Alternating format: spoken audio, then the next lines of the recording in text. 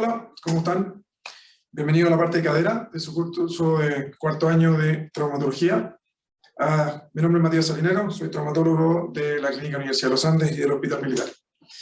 Básicamente los objetivos que necesito que conversemos en relación a la cadera son un poco de anatomía, que se debieran acordar de cómo estaban en primer y segundo, examen físico, el estudio de las imágenes, que es básicamente lo que más necesito que se concentren y que sepan, porque es lo que ustedes como médicos generales o de otras especialidades van a hacer. El diagnóstico y manejo de la artrosis de cadera, ya vamos a conversar porque es importante. Las luxaciones, básicamente porque son una urgencia.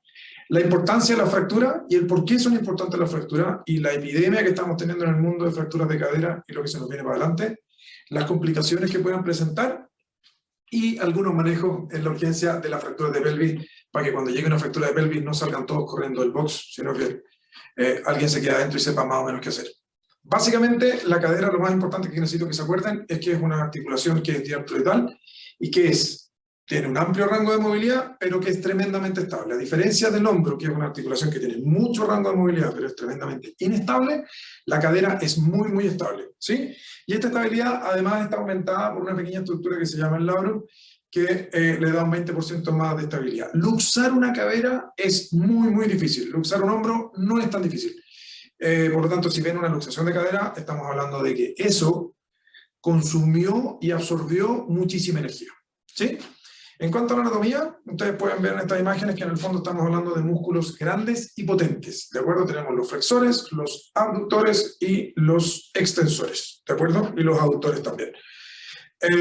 Básicamente tenemos un gran anillo muscular alrededor de la cadera. ¿Qué se da eso? Si yo necesito infiltrar un hombro o infiltrar una rodilla, yo toco la articulación y puedo infiltrarla. Es fácil. La cadera está cubierta por todos lados por una gran cantidad de musculatura. Por lo tanto, si queremos hacer algún procedimiento o algo, la cadera necesitamos hacerlo mirando, o bajo rayos o bajo ecografía. O sea, es una articulación que está escondida, por decirlo de alguna manera. ¿Sí?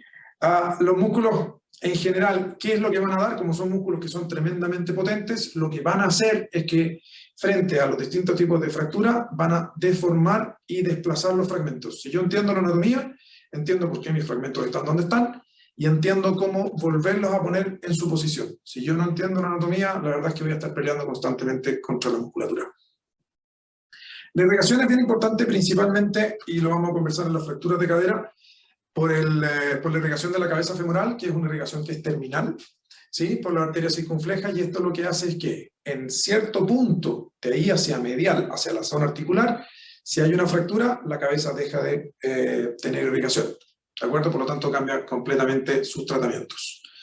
En cuanto al examen físico, acuérdense un poco de esto, que son los rangos articulares. Si hay algunas cosas que se pueden preguntar en la prueba, son estas. La flexión es en general de 125 grados, la extensión es de 10, la abducción es de 45, la aducción es de 40 y, súper importante, las rotaciones internas. Son más o menos 45 grados, ¿de acuerdo? La rotación interna y la rotación externa, que habitualmente se evalúan con la cadera en flexión, ¿de acuerdo? Y lo otro, métanse en la cabeza cuál es la interna y cuál es la externa, porque cuando el pie va hacia afuera, esa es la rotación interna, que habitualmente cuando les pedimos que la hagan, siempre lo hacen al revés. En cuanto al examen físico, lo primero que tenemos que hacer es evaluar la longitud de las extremidades, ¿de acuerdo? Segundo, siempre, si alguien viene y está en el fondo haciendo consulta traumatológica, salgan a recibir a su paciente al pasillo, lo van a ver caminar y ya tienen gran parte del examen físico hecho. Las consultas en todos los lugares son cada vez más pequeñas. Salgan al pasillo a buscar a sus pacientes y con eso van a tener gran parte del examen físico. Y lo otro es la capacidad de permanecer de pie sobre una extremidad, que está dada principalmente por la musculatura abductora, o sea, el glúteo medio, perdón. En cuanto a la palpación de prominencias óseas, ya lo vamos a conversar más adelante en relación al síndrome del orto anteriano, el trocánter mayor, que es la única estructura del fémur que nosotros logramos palpar, y las espinas ilíacas, que son las prominencias que tenemos en relación a la pelvis, la espina ilíaca anterosuperior, y súper importante, sobre todo en los niños en edad entre 13 y 15 años, las espinas ilíacas anteroinferiores, que son las que pueden tener pequeñas avulsiones o epiticitis, sobre todo en los niños que son muy futbolistas. La clínica, el dolor, cuando es un dolor articular, es un dolor que es habitualmente en el inicio de la actividad asociado a una rigidez. Les cuesta mover la pierna, ¿de acuerdo? El dolor muscular también es asociado a el inicio de la actividad, pero no genera rigidez, ¿sí? El dolor de cadera es en la ingle, en el pliegue, ¿de acuerdo? Cuando los pacientes consultan es, me duele la cadera, el 50% de las consultas por dolor de cadera son dolores lumbares. Los pacientes no entienden que el dolor de cadera es dolor inguinal. Si hay otro dolor que es de la cadera, es en la cara anterior del muslo y hacia la rodilla, ¿de acuerdo? Acuérdense que hay un dicho re antiguo que la cadera llora por la rodilla. En cuanto a test específicos, la verdad que no tenemos muchas cosas del examen físico, así que hay que aprenderse básicamente 3. El FADIR, que es flexión, aducción y rotación interna, en el cual en la flexión, en la rotación interna y en la aducción voy a tener dolor en la zona inguinal. Ese es un dolor propio de la cadera, ¿de acuerdo? El test de Faber, que es básicamente como hacer un 4, ¿de acuerdo? Lo que voy a tener es, en la rotación externa, puedo tener o dolor anterior, que va a ser un dolor en general, o de la cadera, o propio de algunos músculos, que principalmente el psoas, que está por anterior, o voy a tener dolor en la región glútea, que es un dolor principalmente trocanteriano. Y el último, que es el que yo creo que ustedes más van a usar, que es el roll test, que es el que uno hace en urgencia cuando un paciente dice, me duele la cadera, antes de tomar la pierna y moverla por todos lados, déjenlo acostado, tranquilo, tómenlo de la tibia y, como si fuese un uslero, muévanlo. Ese es el roll test. Cuando están haciendo girar la extremidad acostado, lo único que están moviendo es la cadera. Y si tengo un problema serio, una fractura o algo importante en relación a la articulación, esto va a doler. ¿Sí? En cuanto a la radiología, en general pedimos pocas cosas. Una radiografía de pelvis AP, una ventaja que tienen las caderas que son 2, por lo tanto me permite comparar una con la otra, sobre todo en caso de fracturas, apóyense la del otro lado, la que no duele, y comparen. Una foto de la cadera de frente y una foto de la cadera axial o cross-table, que son 2 visiones que me van a permitir visualizar principalmente el fémur en otro plano. Cuando estamos hablando de la pelvis, la inlet y la outlet son básicamente, tomo la pelvis, la tomo de frente, después la miro en su anillo por dentro y después la miro desde abajo. Y con eso tengo 3 proyecciones con las cuales, si estoy sospechando alguna fractura, la puedo caracterizar y puedo verla. ¿De acuerdo? En cuanto a las prominencias y las cosas que tengo que ver son la apófisis transversa de L5. ¿Por qué? Porque hay algunas fracturas de pelvis que se desplazan y vuelven. Y el único signo que me queda es que se fracturó L5 y eso fue porque el ala ilíaca la movió. Las articulaciones sacroiliacas, el sacro, los agujeros sacros, la sínfisis del pubis que tiene que estar congruente una con el otro, los agujeros obturadores que tienen que estar iguales y principalmente los techos acetabulares y el cuello del fémur. ¿De acuerdo? Sigan las líneas. Si hay alguna línea que está interrumpida y les parece rara, súper fácil, comparen con la del lado contralateral. Aquí pueden ver a la derecha de su pantalla abajo que, primero, la línea que viene en relación a la sínfisis del pubis se interrumpe. ¿De acuerdo? Ok, raro.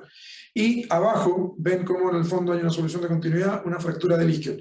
Si hay una fractura del isquion abajo, en alguna otra parte también tiene que haber una fractura en relación a el pubis. Esos dos se comportan como una sola estructura. Y si tengo una falla del anillo por delante del anillo pélvico, tengo que tener algo atrás. Por lo tanto, o tengo una fractura ahí, o tengo una lesión a nivel de la sacroiliaca. Entonces también la tengo que ir a buscar.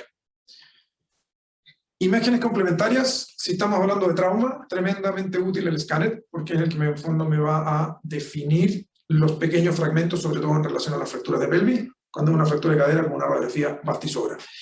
Una resonancia la usamos en general cuando paciente viejo, 90 años, se cae, le duele la cadera, lo examino y me parece que está quebrado. Miro la radiografía, no tiene nada, le tomo una pelvis inlediable por si tiene alguna fractura de rama porque es viejito, tampoco le duele y no veo nada, ok. Vaya a su casa, vuelva en 48 horas. En 48 horas sigue con dolor. Si sigue con dolor le tengo que tomar una resonancia. Y esa resonancia me va a mostrar una fractura oculta o en pacientes más jóvenes me puede mostrar necrosis vascular o la presencia de algún tumor. Básicamente para eso ocupamos la resonancia. Para confirmar cuando tenemos una sospecha y no nos estamos viendo en la radiografía. ¿Sí? Eso es un poco del estudio. Ahora vamos a entrar en algunas patologías. La artrosis de cadera. Básicamente, la artrosis de cadera es un desgaste articular, como han visto en las artrosis en todas las articulaciones. Tenemos las artrosis que son las primarias y las secundarias. Las primarias básicamente son las que no sabemos la causa y le decimos, ok, esto es porque es viejo. ¿De acuerdo? En teoría nosotros nacemos con cartílago para toda la vida. Si nosotros tenemos artrosis es porque algo pasó. Cuando le decimos primaria es porque no sabemos. Las secundarias son en general alteraciones anatómicas que son las más frecuentes en Chile, la displasia o alguna alteración en la niñez como el PERTES.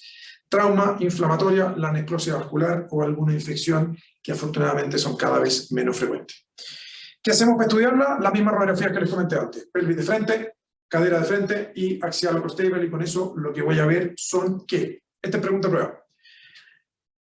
Todas las artrosis, ¿cuáles son los signos radiológicos de artrosis? Son la disminución del espacio articular, que es, en el fondo, comparando con el otro lado, es menos. En una cadera lo normal son 4 milímetros, cuando tengo menos de 2, ya lo considero una artrosis moderada a severa. Osteofitos, que son estos pequeños cachos de hueso que van saliendo hacia un lado hacia el otro. Esclerosis subcontral. ¿Qué es la esclerosis subcontral? El cartílago es básicamente un amortiguador. Cuando ese amortiguador deja de funcionar, la fuerza y la fricción se traspasa al hueso que está debajo del cartílago. Ese hueso que está debajo del cartílago, por estímulo, tiende a endurecerse. Como se endurece, se llena más de calcio. Como se llena más de calcio, se pone más blanco. Y en vez de ser un hueso esponjoso, se empieza a convertir en un hueso con características de cortical. Por eso se ve más blanco y esa es la esclerosis subcontral. Y los otros son los quistes subcontrales, que son quistes o geodas, que son pequeños hoyitos, y esos son los que demuestran que hay fisuras en relación al cartílago y hay líquido articular que se está metiendo en la articulación. El síntoma eje es el dolor articular, como ya les dije, el dolor en la ingle. Al inicio de la actividad, estoy sentado media hora, me paro y me cuesta partir. Estoy en la cama de noche, giro y tengo dolor a nivel de la ingle. Se asocia a rigidez. La rigidez, inicialmente, el primer movimiento que se pierde es la rotación interna. De nuevo, roll test, paciente acostado en su cama, en la camilla de la consulta, rotan interno, comparan con la del otro lado y vemos que no rota. Puede que en el roll test sí rote, después voy, lo flecto, roto interno, y ahí es cuando noto que no tiene rotación interna y además le genera dolor. Primero la rotación interna, después se pierde la abducción y después se pierde la flexión, que es el último que se afecta. Cuando ya tengo pérdida de la flexión, son pacientes que no se pueden sentar. Traten de sentarse en una silla sin flectar la cadera, es imposible. Traten de ir al baño, de manejar. Por eso es que la artrosis de cadera y la solución que tenemos por la artrosis de cadera es tan exitosa. Porque devolvemos la funcionalidad a un paciente que si no, sería un paciente tremendamente limitado. Aquí viene una radiografía, en el lado izquierdo vemos cómo hay una disminución completa del espacio articular. La esclerosis se ve principalmente en el borde de la cabeza femoral, si se fijan la cabeza se ve más blanca, y cuando lo miramos en el escáner que tenemos en la derecha, vemos esos hoyitos, ¿ya? Esos hoyitos que están como colillados, esos son los quistes o geodas, y en la cabeza femoral, esos cachos que van saliendo hacia el lado, esos son los famosos osteofitos. Por lo tanto, en esto tienen los 4 signos que les dije que les van a estar preguntando siempre. Tratamiento médico siempre es el ideal, son educación, primero que nada bajar de peso. Un paciente que baja un 5% de su peso es un paciente que disminuye un 50% de su dolor, cualquier dolor articular. Disminuir la carga, y eso es que no lleven peso o que usen, en el fondo, zapatos cómodos para que en el fondo disminuir el impacto. La actividad, no hay que decirles que dejen de caminar, es al revés. Esto es como una bisagra, yo necesito que se mantenga en movimiento y que se lubrique. ¿Y eso cómo lo voy a lograr? Lo voy a lograr haciendo que los pacientes caminen, hagan bicicleta o hagan natación. Esos son los ejercicios casi como ideales para.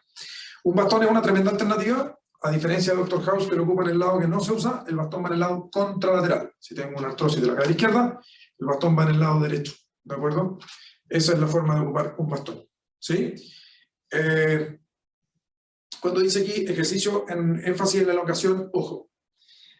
Algunos kinesiólogos son un poquito agresivos y empiezan con mucha elongación. La artrosis da rigidez. Yo no voy a ganar flexibilidad con kinesiología, sino que tengo que, cuando hablamos de énfasis en la elongación, es énfasis en mantener el movimiento. Otra cosa que hacemos habitualmente, y sobre todo en pacientes que no tienen una artrosis muy severa o no están listos para la cirugía, es las infiltraciones, andan muy bien. Habitualmente le pedimos a los radiólogos que la hagan, es un procedimiento que se demora 10 minutos y es muy efectivo. La gran mayoría de las veces lo hacemos con corticoides, pocas veces con ácido hialurónico. En cuanto a la analgesia oral, la verdad que como es una patología crónica, dejar a un paciente con antiinflamatorio en forma crónica no podemos. Paracetamol es una alternativa, opioide está escrito en los libros, ¿por qué? Porque Europa y Estados Unidos en el fondo lo usan mucho y por eso tienen esta epidemia de los opioides, que en el fondo tienen muchos pacientes en este minuto adictos. Los protectores del cartílago, sobre todo en la cadera, en algunas patologías en relación a las manos funcionan, en la cadera olvídalo. O sea, no receten ni glucosamina, ni cartílago, ni Condrosul, ni ninguna de esas cosas. La verdad es que estudios serios, independientes de las compañías farmacológicas, han demostrado que no funcionan. ¿Cuándo nos lo tienen que mandar a nosotros? Cuando el tratamiento médico falla. ¿Y qué es lo que hacemos nosotros? Les ponemos una prótesis. Esto no se lo aprendan, es solamente conocimientos generales.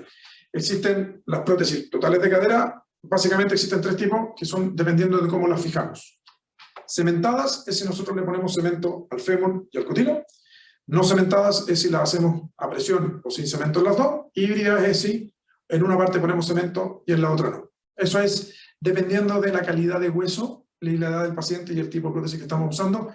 Tenemos distintas herramientas. Mientras más viejo, por hacérselo fácil, mientras más viejo, más cemento, mientras más joven, menos cemento. ¿Bien? Eso en relación a la artrosis. Luxación de cadera es una cosa que afortunadamente es raro, pero cuando también es un problema y cada vez que llega una urgencia todo el mundo desaparece porque en el fondo nadie sabe qué hacer con ella. Es la pérdida de congruencia articular en la cabeza con el acetábulo. La más frecuente, lejos, es la luxación posterior. La probabilidad de que ustedes vean una luxación anterior es extremadamente rara. ¿Cuándo se da? Accidentes de tránsito, es más del copiloto, el asiento se va hacia adelante y golpea la rodilla contra el tablero. Pasan 2 cosas cuando pasa eso. Uno, si la rodilla está en rotación externa y la cadera está bien puesta en el acetábulo, lo va a fracturar. Olvídense la luxación. Si la rodilla está hacia adentro, ahí va a salir hacia atrás y va a tener una luxación posterior. Caídas de altura, muy frecuente, de hecho donde más nos vemos, en esquí, snowboard y en deportes de contacto como el rugby, en el cual el que va con la pelota cae al suelo, con la rodilla y hacia adentro, y le caen 3 personas encima. Esas 3 personas que le caen encima lo empujan hacia abajo y es el mismo mecanismo y la cadera sale hacia atrás. Por supuesto se dañan ligamentos y músculos alrededor. Lo más importante siempre en una luxación de cualquier articulación es examinar lo neurológico y lo vascular antes de hacer cualquier procedimiento. Todas las luxaciones las tenemos que reducir.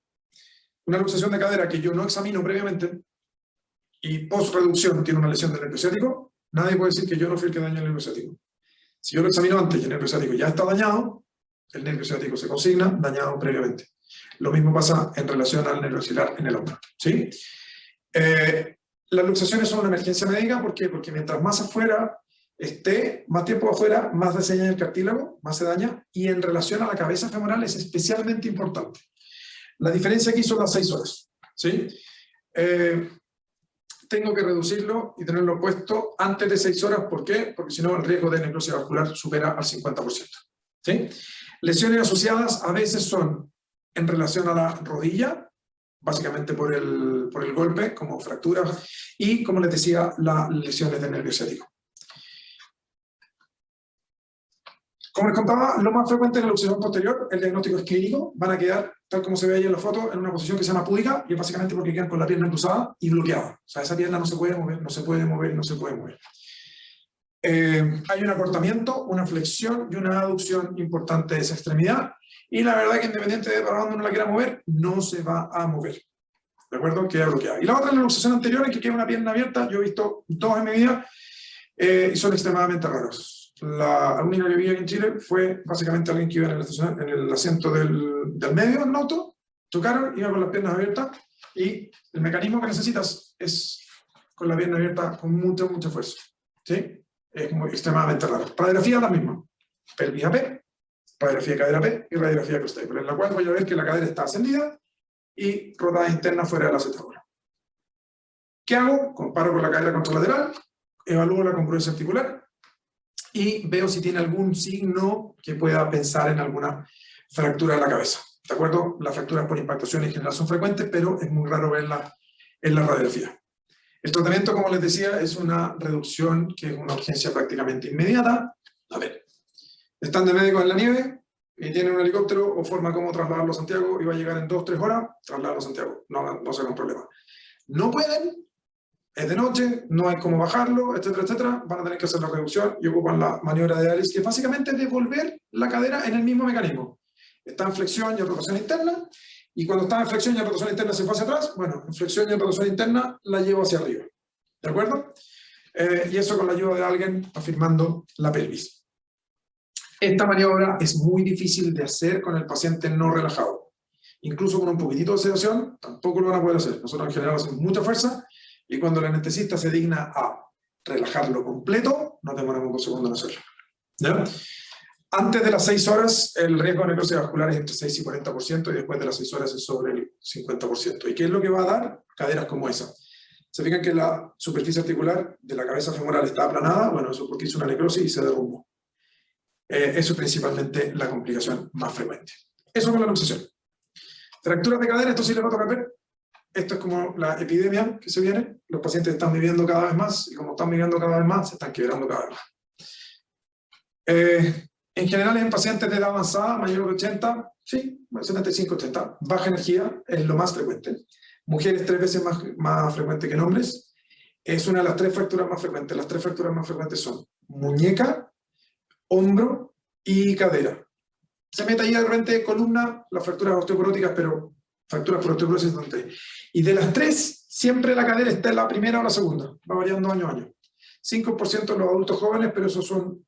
es otra patología y es básicamente por accidentes de alta energía.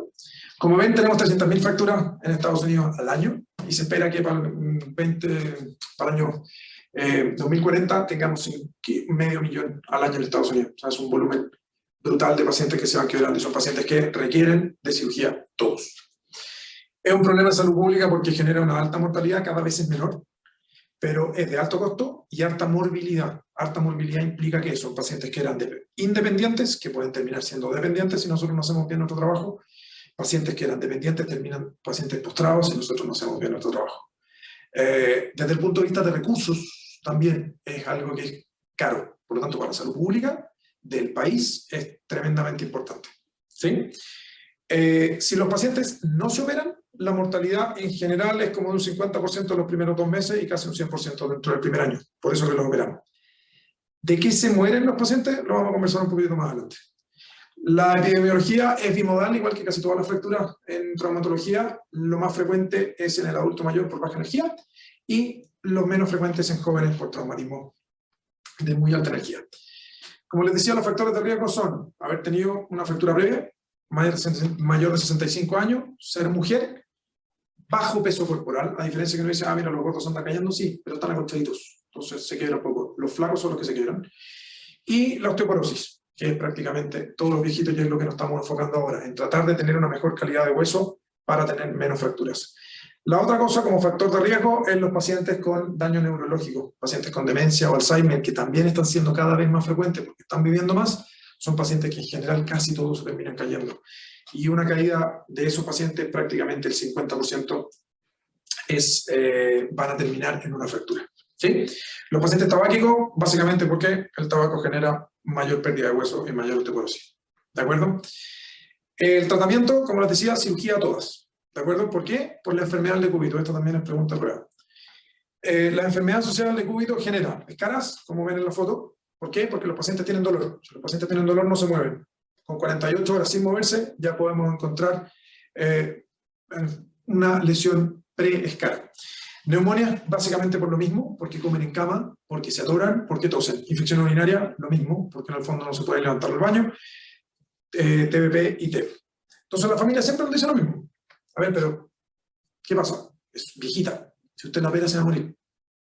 A ver, si yo lo opero, ¿tiene una probabilidad de morirse? Sí. Es baja.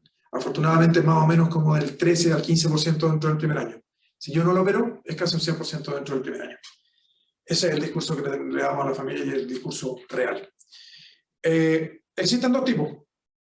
Las fracturas mediales, que son desde la mitad del cuello femoral hacia medial, y las fracturas laterales, que son en la línea intertroncantérica. ¿Por qué las diferenciamos? Básicamente por la irrigación. Las fracturas mediales, en general, cuesta mucho que peguen. Por lo tanto, si hacemos osteosíntesis, la tasa de falla es muy alta y por lo tanto lo que hacemos es, nos olvidamos de la osteosíntesis y les ponemos una prótesis. ¿De acuerdo? ¿Cuándo hacemos algo diferente?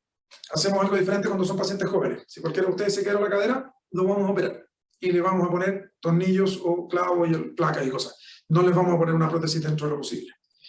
Se discute mucho que esto es una urgencia y hay que hacerlo lo más rápido posible, etc. La verdad es que no hay que hacerlo tan rápido, hay que hacerlo bien. Eso quiere decir que una fractura en un paciente joven, yo prefiero operarla con el equipo adecuado y que lo opere el que la sabe operar bien, a que lo opere cualquiera durante la noche y la deje más o menos. Si la deja más o menos, no va a pegar y va a ser un desastre. si puede esperar 24 horas, y si tenemos una reducción anatómica y adecuada, esa fractura, la probabilidad de pegar es sobre un 80%. ¿Sí? Eso es una prótesis de cadera, en la cual, como pueden ver, alrededor del vástago, que es lo que está hacia el fémur, ven una cosa blanca, grande, larga, que eso es el metal. Después viene el hueso por fuera, que es gris, y una cosa más blanca, que es como una pasta. Bueno, eso es cemento. ¿Ya? Así se puede diferenciar. Y arriba, ven que tiene un tornillo, el acetábulo. Si el acetábulo tiene un tornillo, quiere decir que no tiene cemento, que está puesto a presión. Y si está puesto a presión arriba y tiene cemento abajo, es una prótesis que es híbrida. Después tenemos las fracturas pertrocantéricas, que son las fracturas que van en la línea intertrocantérica, que son fracturas que sí podemos hacer reducción. ¿Por qué no les ponemos prótesis? Porque estas fracturas comprometen el trocánter mayor, comprometen el trocánter menor, por lo tanto toda la musculatura que mueve la cadera. Le puedo poner una prótesis, pero va a andar muy mal. ¿Por qué? Porque no tengo musculatura que la mantenga y que la mueva.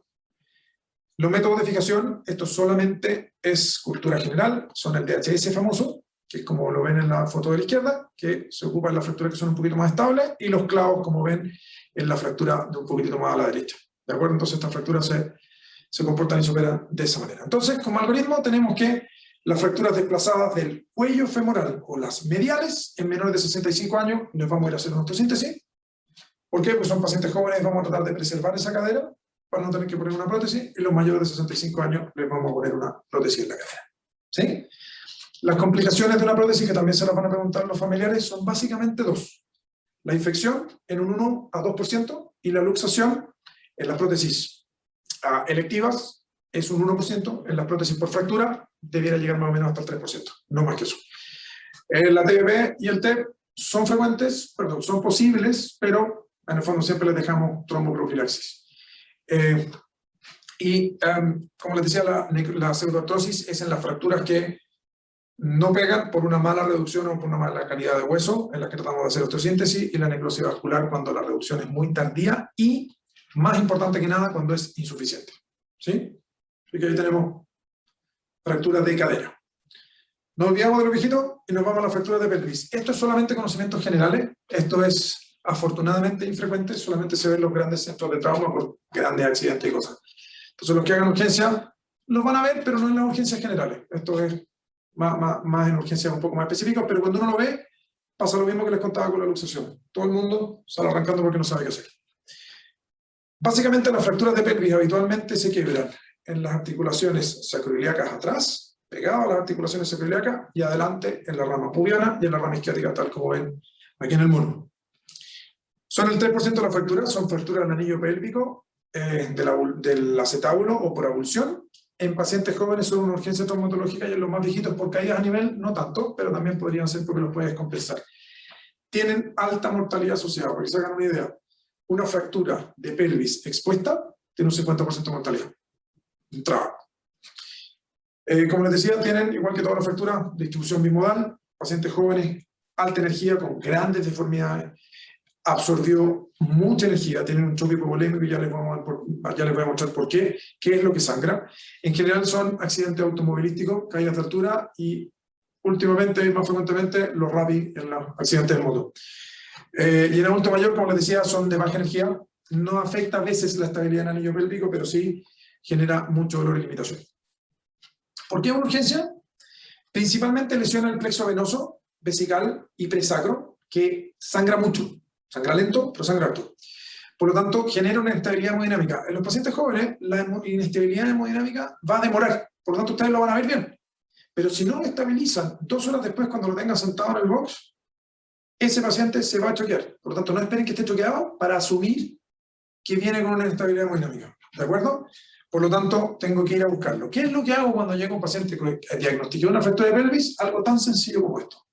Aprendan ante este mono que es lo más sencillo que hay. Piden una sábana que hay en cualquier clínica, cualquier hospital y posta de lo que sea, la doblan y tiene que ir un poco más abajo del ombligo y un poco más abajo un poco más abajo del inicio del muslo. Con eso, sin apretar demasiado, cierro uno, cierro el otro y le pongo 2 pinzas, le pongo tela, le pongo lo que yo quiera, pero en el fondo lo mantengo cerrado. Y con eso ese paciente puede estar 24, 48 horas sin ningún problema. Lo puedo trasladar, lo puedo mover, lo puedo hacer lo que quiera. Mucha gente corre por llamar al traumatólogo para que le ponga un fijador, es que este paciente está sangrando. Esto es exactamente igual de efectivo que la cirugía. Por lo tanto, se hace esto, se estudia, nos calmamos y después vamos y resolvemos el problema de forma definitiva. ¿De acuerdo?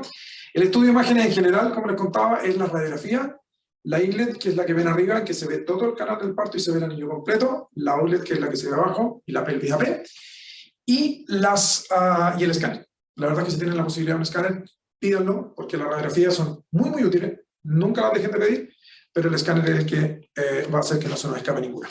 ¿Sí? Le podemos pedir a veces en alguna urgencia cuando tenemos ecofast, lo que les decía, si tengo un paciente joven que tiene una fractura que se ve fea, no está descompensado, pídanlo un ecofast porque me va a mostrar si está sangrando, me va a decir de qué tamaño es el hematoma. ¿Sí? Si tu radiografía y cosas, sí. Si hay un paciente que tiene una fractura de pelvis y tiene sangre en el meato urinario, no le pueden poner una sonda hasta que no lo indique el urólogo. ¿Por qué? Porque puede tener una rotura del meato. Por lo tanto, al poner la sonda va a terminar adentro de la cavidad abdominal.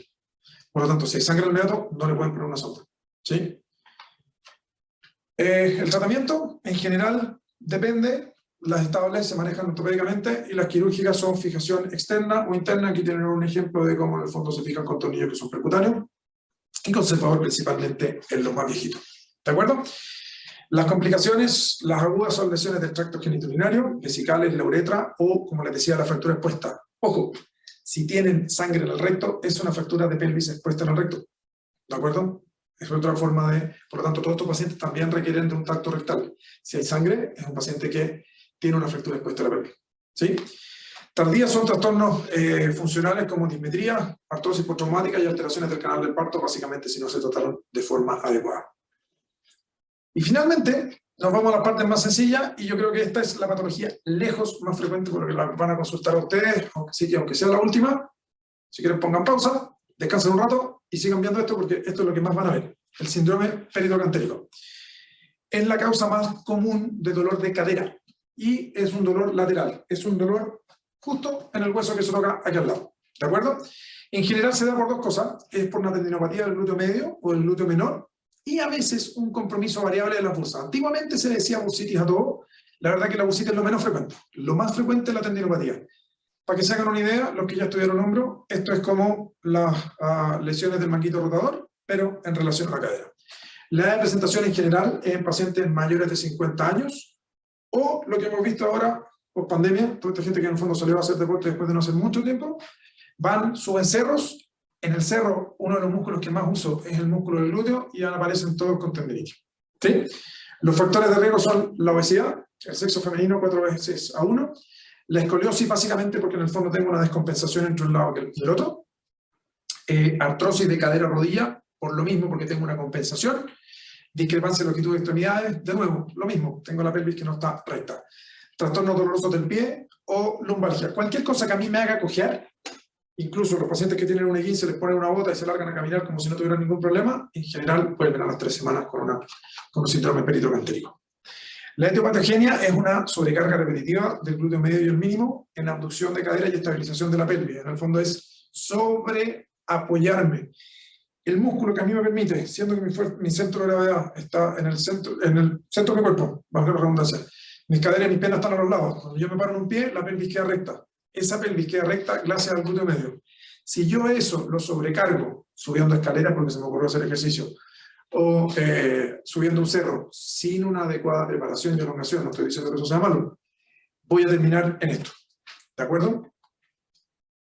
El dolor en la cara lateral aumenta con la deambulación. Si ustedes lo sientan 15 minutos, los paran, los primeros 5 o 6 pasos, duele, después se pasa. Cuando están mucho tiempo de pie, también molesta subir escaleras y el síntoma capital de esto es que no pueden dormir sobre ese lado.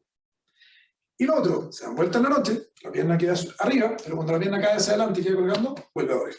¿De acuerdo? Esos son los síntomas capitales. Y en el examen físico, lo principal es la sensibilidad a la palpación en relación al trocánter mayor y en el recorrido del glúteo medio.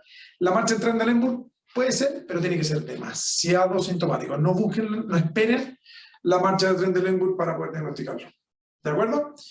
¿Cómo diferenciar un poco dolor por tendinopatía de un dolor articular? Tenemos el dolor de la tendinopatía es en movilidad activa, como yo les pido que lo hagan, y el dolor articular es en pasiva. Si yo lo tomo y lo muevo, sin que active ningún músculo, ese es dolor articular.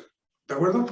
La tendinopatía no tiene restricción de la movilidad pasiva y, de nuevo, la articular es con restricción en la movilidad pasiva y, más o menos, pero háganselo así, el Faber es dolor, va a generar dolor lateral y más que el Faber, dolor inguinal, el FADIL va a tener dolor inguinal.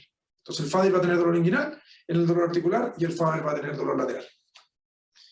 Los diagnósticos diferenciales, todos, pero la artrosis de cadera, fibromialgia, tendinitis cálcica del glúteo medio y menor, que también es parte del síndrome peritocantérico, pinzamiento femoroacetabular en los pacientes jóvenes, sí a veces, la bursitis séptica, que afortunadamente son tremendamente raras, y el síndrome piriforme. ¿Cómo se estudia? Una radiografía básicamente para ver que la anatomía esté más o menos normal, y una ecografía de la cadera. Llegar a una resonancia es cuando ya todo ha fallado, así que principalmente quédense con la eco. ¿Sí? El tratamiento antiinflamatorio, no partan con la infiltración, partan con la kinesiología. Si el dolor es demasiado intenso, demasiado importante que a ustedes no nos permite examinar, partan con la infiltración porque si no el kinesiólogo tampoco va a poder trabajar. Pero si no, es antiinflamatorio, es kinesiología, y si la kinesiología no funciona, ahí nos vamos con la infiltración. ¿De acuerdo? Evitar qué actividades, las que conversábamos, subir cerro, subir escalera, cargar peso y acostarse sobre ese lado. ¿De acuerdo? Si tengo una dismetría, tratar la dismetría. Si tengo un problema en el pie, tratar el problema del pie. Si tengo un problema lumbar, tratar el problema lumbar. O sea, ir también a buscar la etiología. El síndrome trocantérico habitualmente no aparece de la nada. Aparece por periodos importantes de inmovilidad y que paso a movilidad, o aparece porque tengo una lesión de toda la vida como una descompensación, una alteración de la longitud de las extremidades o algo que nadie notó. ¿Cuándo lo derivan? Paciente que es refractario a manejo conservador, más o menos por entre 4 y 6 meses. En general, créanme, los pacientes cuando les molesta van a venir cada 3, 4 semanas. Por lo tanto, si no está funcionando, al mes y medio, 2 meses, ya no lo van a mandar. Por lo tanto, mensajes para la casa. La cadera llora por la rodilla, acuérdense de eso. Muchas veces este dolor raro de la rodilla puede ser de la cadera. Manejo la artrosis de cadera, la baja de peso es súper importante y en nuestra población es tremendamente importante. Mantener la actividad física, no les digan que como tiene artrosis quédese quieto, que es una de las cosas que hay muchos médicos de consultorio que tienden a decir. El trauma en adultos jóvenes, si tiene una fractura de cadera o de pelvis en un paciente joven, ese gallo no puede estar solo, ese gallo absorbió mucha energía y pónganle ojo, ¿de acuerdo? Se ven bien, se ven sanos de la mitad para arriba, pero la mitad para abajo están sangrando y tienen, o pueden tener algo que ustedes no se dieron cuenta. Fracturas de cadera de baja energía en los viejitos, perfecto, los manejamos nosotros, los tratamos y todo, pero tenemos que preocuparnos de que no se vuelva a quebrar. Manejar y tratar la osteoporosis, ¿de acuerdo? Y como concepto para la casa, todas las fracturas de cadera superan. ¿Sí? Muchísimas gracias. Nos vemos en sus seminarios.